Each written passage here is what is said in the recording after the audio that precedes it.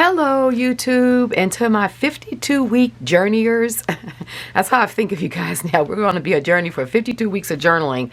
A number of you asked about the cleanup journals and you wanted me to do a flip, so I thought I would do a quick flip so you guys could see what they look like inside. And those of you who are going through my art mythos, and many of you recently, just since last Saturday, took advantage of the free Infinite Pool course, which is a lead-in to the 52 weeks of journaling. It's a wonderful, wonderful process that I have you guys go through over there, and it's a lot of fun. If you don't do anything but take it because it's free, and I think it'll really start stimulating your ideas about your relationship to color and what have you in your work. But with that free course, there is a coupon that allows the first month of Art Mythos to be half price, so it's just $12 versus $25.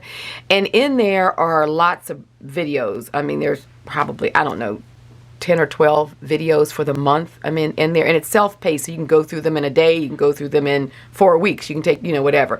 There's a lot of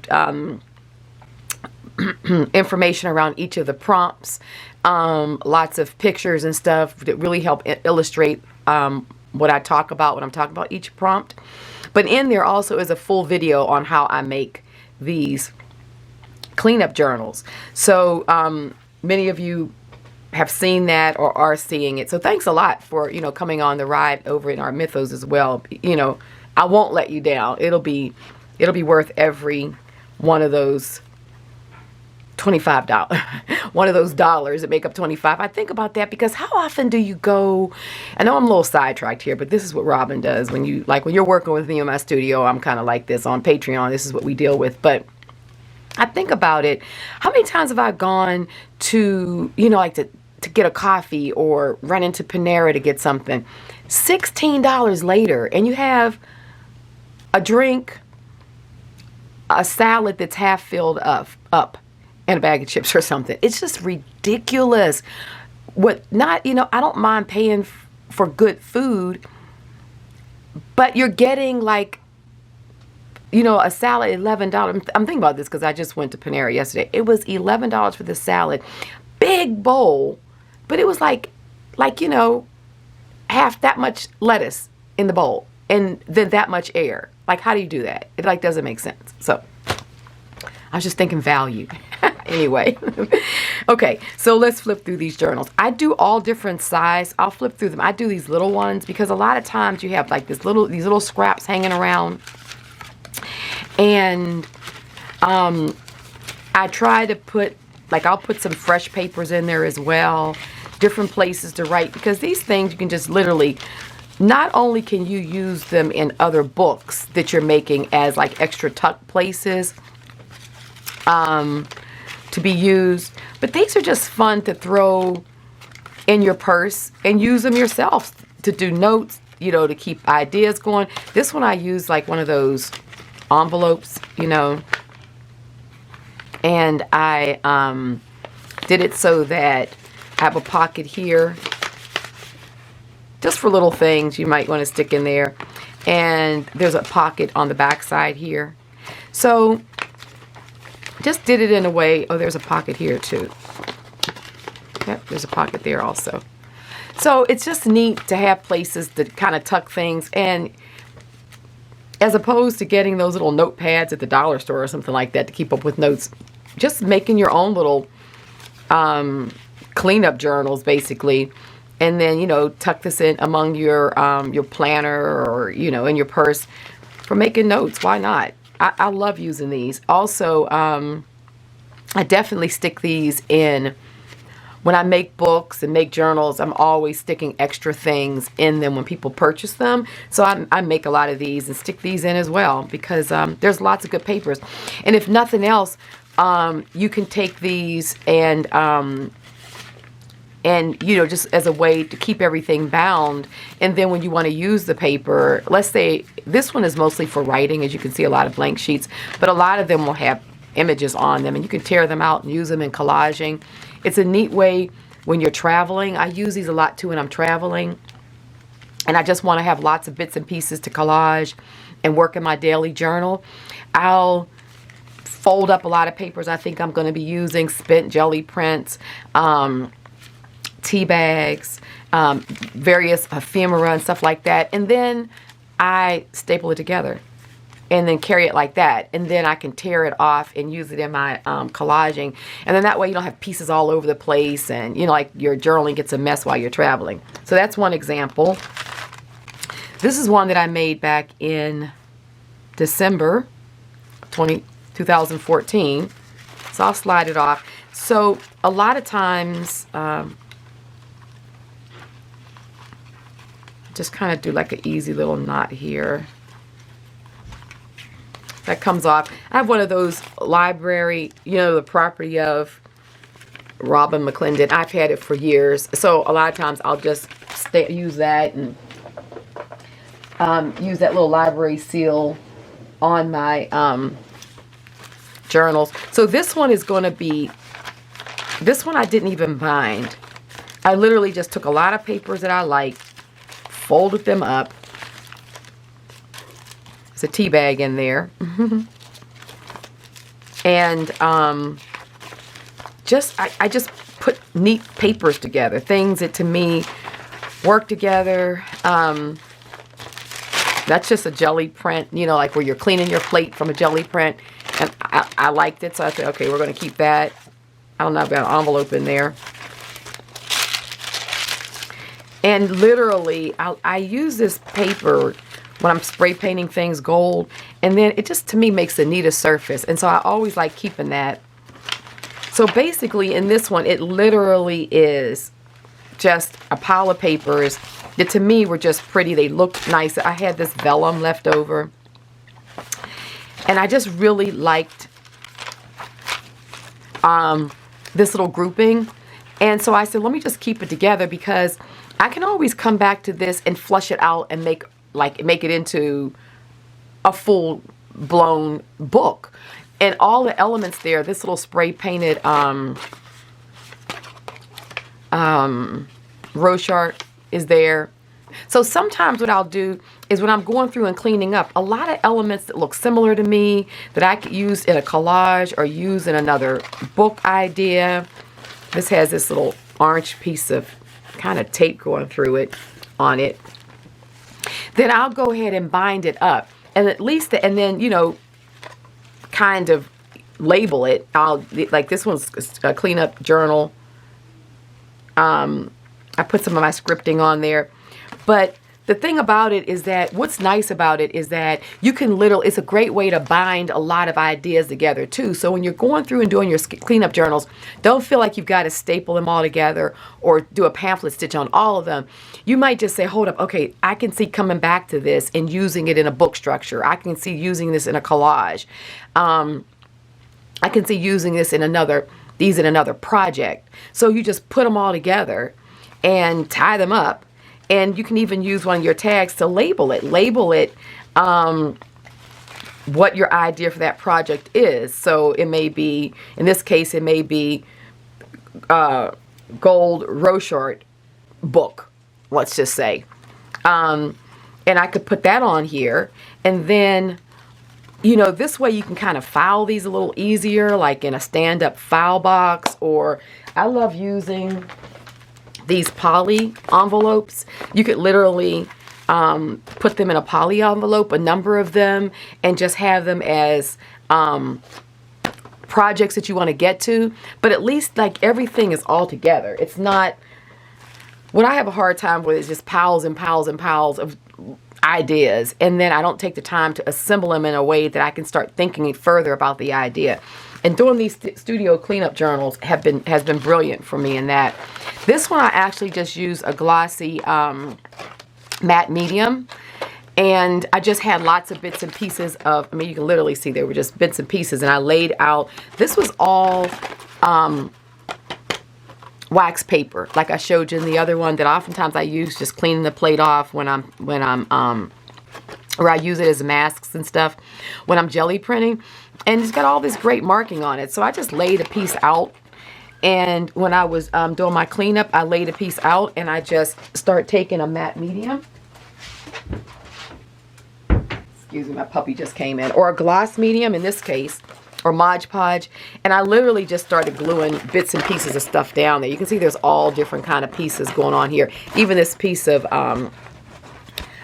vintage Cuba cloth, I just loved it. I thought it worked well with this. And so then I just made it like a trifold. And this literally can just, it's just a fun piece that I could literally then take and sew, because it's really stiff now, so I could sew pages in it and turn it into a book structure. You know, you can keep it just as a finished piece, you know, that has just a lot of fun ideas and colors in them. So I also do sort of a cleanup project like this, and these are a lot of fun because you basically are just collaging a lot of random stuff together that looks like it goes together, and then you have what's left, you know, is a book cover, a folder. I mean, you can do a lot with them. This is another one. This one I sewed. So this is an example of them being sewed, and I just use this sisal or this jute that you can buy rolls of this at the Dollar Tree. This is just a little gift I had gotten, and it said friends. It had this little, you know, and you don't, I keep all these little things, so then I put them on my journals or whatever. Okay, so here's some more of that same sort of vellum paper, and this time I used like a date stamp like that. And so this is all sewed on here. So this is like literally a strip of scripted paper that I had that piece left over. But you can see these are just all bits and pieces. This is a paper bag that had a lot of Sumi ink on. This is just a piece of onion skin that I had used in a project, and it had the tape. You can see where the tape thing is like a little dark there because it was taped to something else. And when I was cleaning up, I'm like, oh, that works on top of this jelly print. And this is also some old documents that I got when I was in Paris a number of years ago, and I just photocopied them on onion skin. So you can see here, this was a big piece of kind of sort of like a manila drawing paper. And since it was large, so I had this piece of jelly print that's just a cleanup. So then I just had some Tim Holtz washi tape in this musical thing, and I just used that to put it down. You can see these are all cleanups. This is actually paper towels from just cleaning when I'm working on the jelly plate, or I'm cleaning things, or wiping my hands off and what have you. And it just made like a really neat pattern. This is another just cleanup piece of a jelly print. This is the wax paper. So literally, honestly, I'm just putting pieces together that are just fun pieces and things that if you keep them in your, you could continue to add to this. You could add pockets. You could, you know, add other collage. You could actually literally collage on each of these sheets and turn it into a legitimate book. Say that I come across this and I haven't done something like this, and I want this piece to use in a collage in this sort of old paper bag with black paint on it and Sumi ink. I literally could just tear this out and now use it because it's somewhere where I can actually find it. So these can be as complex or as simplistic as you want. And the last one I have to show you, I didn't sew this one either. This one, I just kind of was playing around with book ideas, actually. So I had this piece of vintage African Cuba cloth, and I sewed it and sort of made this little pocket and then put this tassel in it. And I actually still have the needle on it, where I was thinking about how I would actually attach it to the piece of cloth that I have wrapped around. And this one is something I'm thinking about as a book idea. So take that off. So see, this would attach. I have this sort of the idea of sewing this on there and attach it as a closure.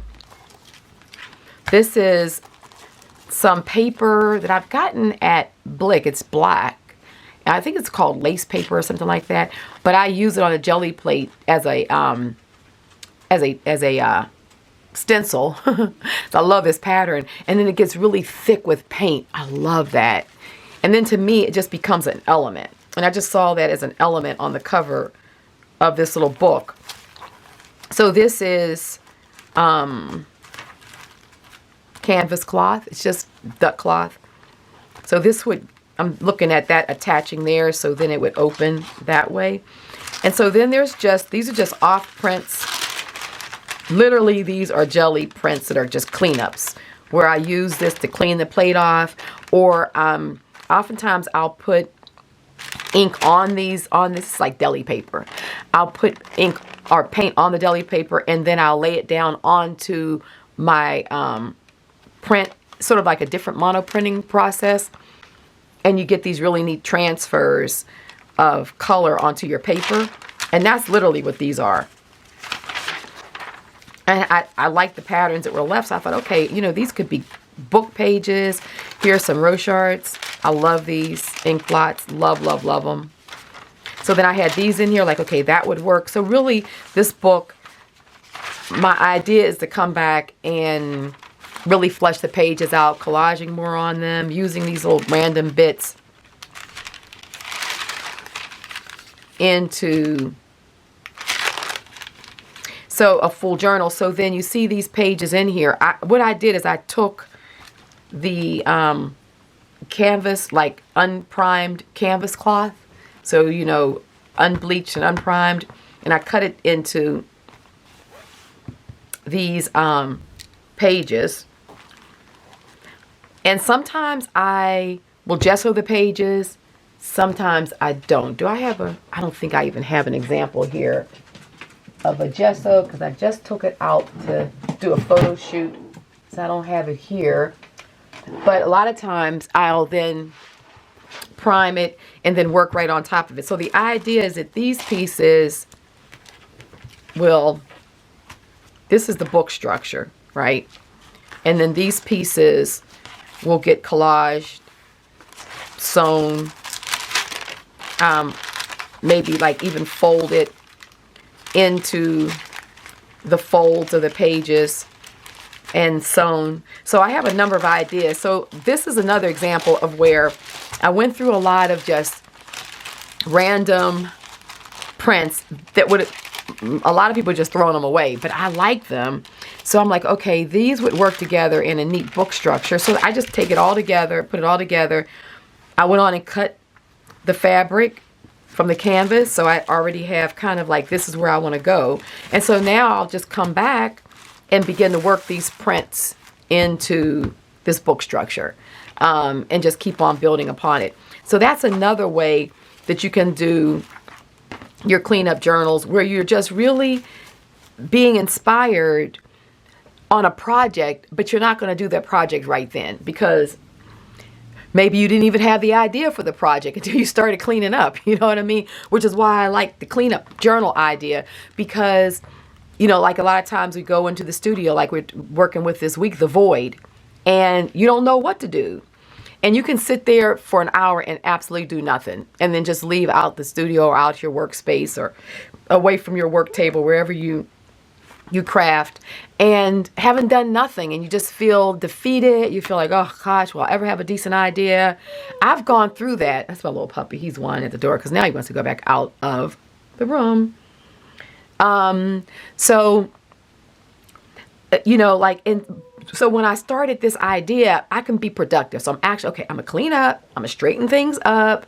And when I was straightening things up and putting things together, I noticed I was starting to get ideas. And then I was thinking, okay, well, I can't stop now and do this idea, because I really want to clean up the studio, because now I've got stuff everywhere. And that's counterproductive. So then I had the idea, well, you know, I can just put my ideas together and bind them. And I started calling them cleanup journals, you know, with the idea I'll come back to them and the projects are already pretty much ready to just, like, I could come back to this now. Let's say you went through, cleaned up your studio, and you ended up with 5 or 6 or 7 of these, right? And you had lots of bits and pieces to sit down and really just fold, literally fold and staple together a little journal.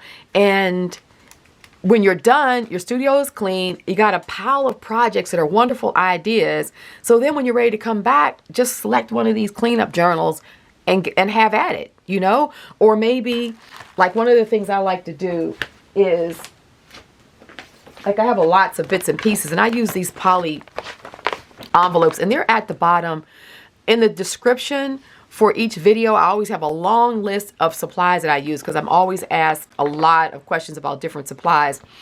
So if you're ever wondering what I've used, and I haven't been specific, just scroll all the way through that list, and oftentimes in there is the main stuff that I use all the time. But these poly envelopes that I get on Amazon, I think they're like 30 of them for like $13. Oh my goodness, I reuse these things over and over. And right here by my side, I'll show you. I literally have, oh, it's heavy, one of these kind of IKEA, I don't know if you can see it, like these IKEA bins. I love them. They're white. And look at this girl. She is full of these poly envelopes. I mean, to the brim. I use these things like crazy, and I keep them right there. So how much paper is that all in one spot that I can find, you know? So I highly recommend this. But literally,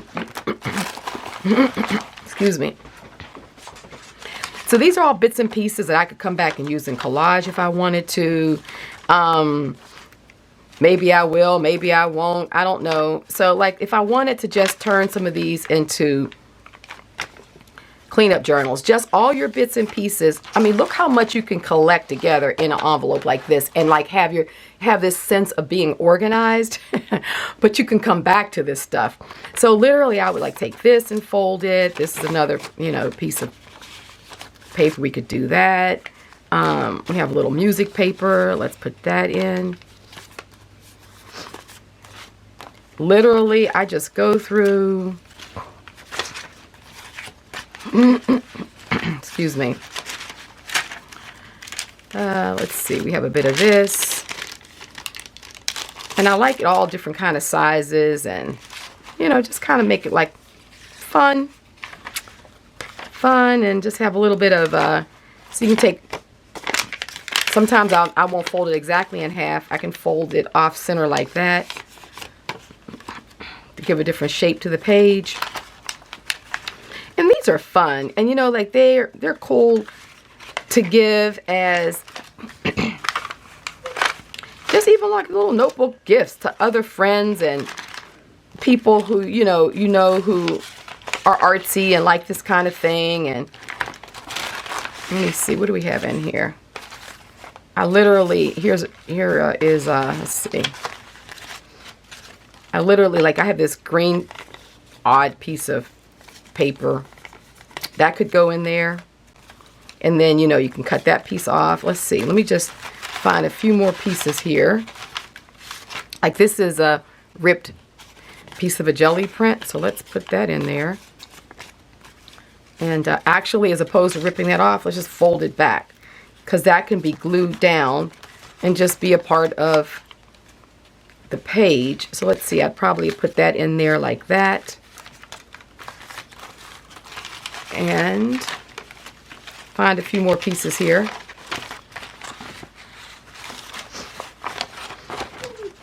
Literally, I just go in and just, we're just about finished building it. So I'm just looking for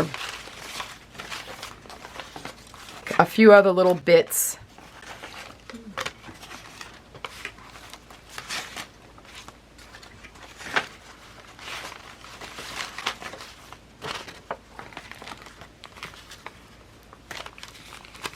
So I can even take like this. Let's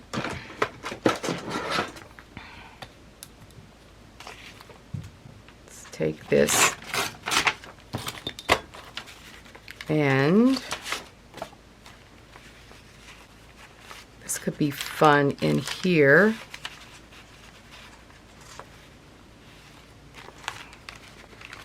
Like that. So what I'll do is I'll take this bit off, and I'll show you what I'm gonna do with that, because those colors. So really what I'm doing is I'm just going through and looking for colors that are fun and that work together among my scraps. Just need another piece that's going to go sort of like the long way. Let's see. All kind of stuff here.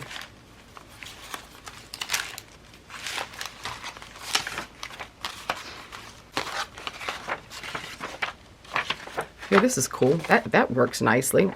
Let me see how I want to put this in here. I could actually get 2 pieces out of this.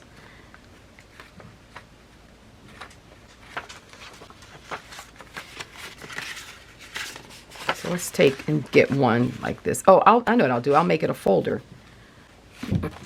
So we'll do it like that. And then we'll fold it in like that. How's that? There. Okay. So we're going to put that in here. And what's fun about that, that can flip out over some of these pages like that, and it kind of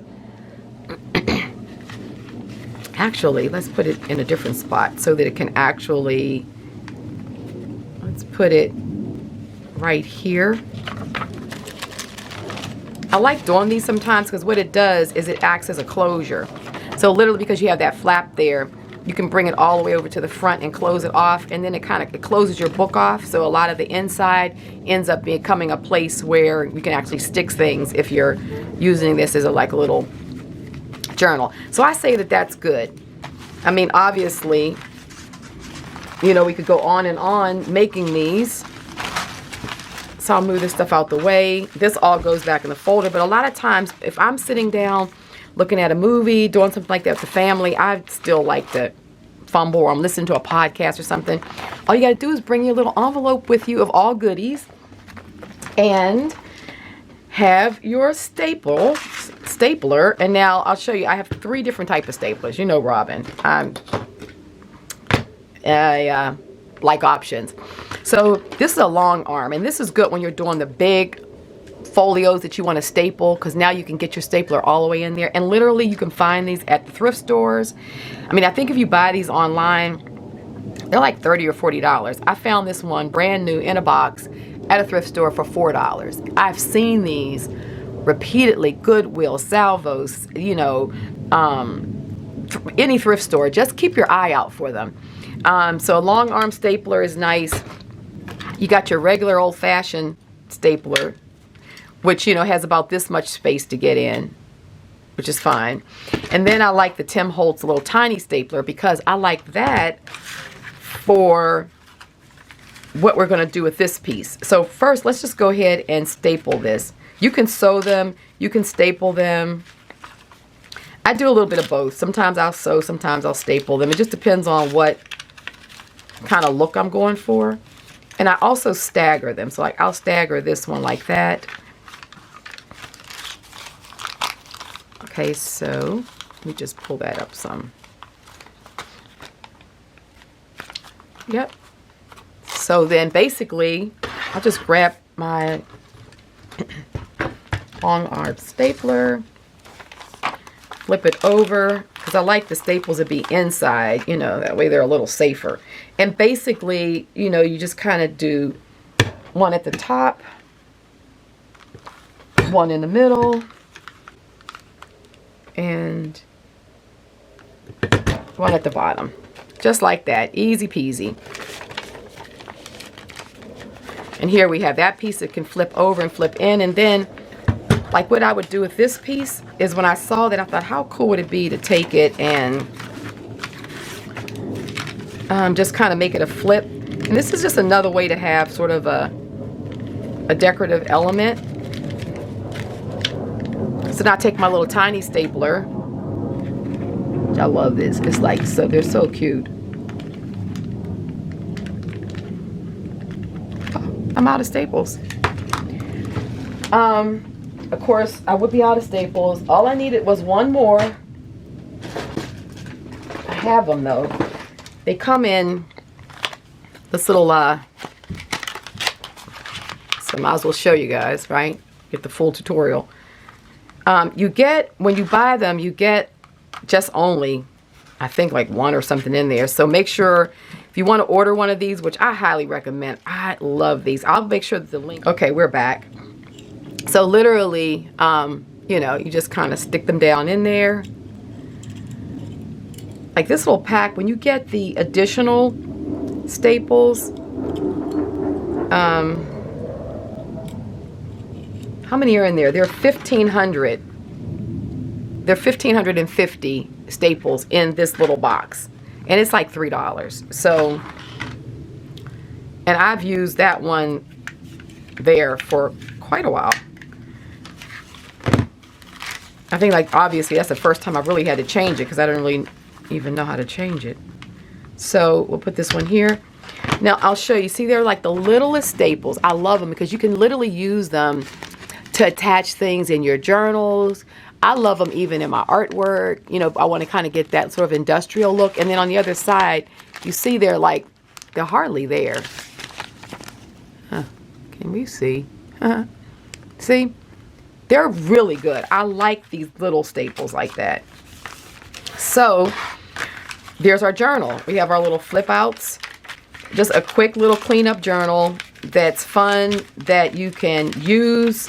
You could further embellish, turn them into neat little, you know, add-on gifts. If you wanted to give people journals, little journals, you know, you could do a pack of these. I mean, they're just fun. And like I said, this is exactly how I do them if I were putting a lot of papers together that I wanted to collage with. So let's say I wanted to collage with all these different papers. I'll just staple them together in a little booklet and stick this in my journal when I go to travel. And then I literally could, this is a piece of vintage, what is this? Music paper, right? So if I want this little piece, I literally could just tear that off and use it. I've got this paper, a lot of coffee and tea stain papers, my scripting. So yeah, just sort of think outside the box when it comes to your scraps and how to organize them and how to just really enjoy time in your studio. Okay, so I hope you guys enjoyed that and that it gave you further ideas on why and how I came up with the idea of these studio journals. They really do serve a purpose. They help me get around my void and my feeling of like, oh, what do I do today? You know, especially now because I do videos for you guys here on YouTube and my patrons and stuff. I never run out of things to do. But there was a time when it was just me. I'm like, oh, what do I do? You know, and this really helps solve a lot of those problems. It helps me organize projects, and it gives me a way to take some of my fun pieces on the road and use them for collaging in kind of an organized system. So anyway, there you have it. Keep on working through this week, the void. The idea is to do 7 days of something in your journal. If you're just gluing in your jelly prints, that is fine. Don't feel like you got to have some finished product or something like that. The act of using and interacting with that journal. It's like when you first start going to the gym. You know, you're picking up these weights, you're tired, like, what the heck is this going to ever look like anything? Week after week, you're like, you know what I mean? But comes this glorious moment after 3 or 4 months, you start noticing a difference. And that's how this journal is. After 3 or 4 months, it's going to start taking a life of its own.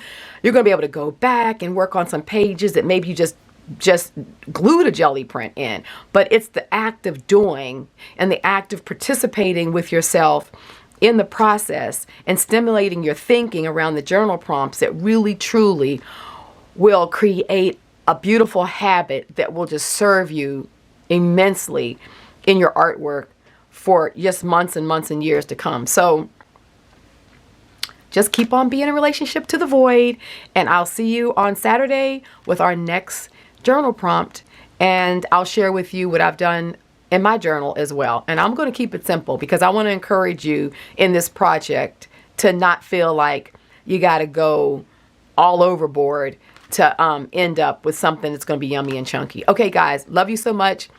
See ya. If you like this video, of course, thumb it up. If you're just coming across this for the first time, the link for the very first video, which was this past Saturday that explains the whole project. Hit that link, go look at that video. It'll explain exactly what's going on here.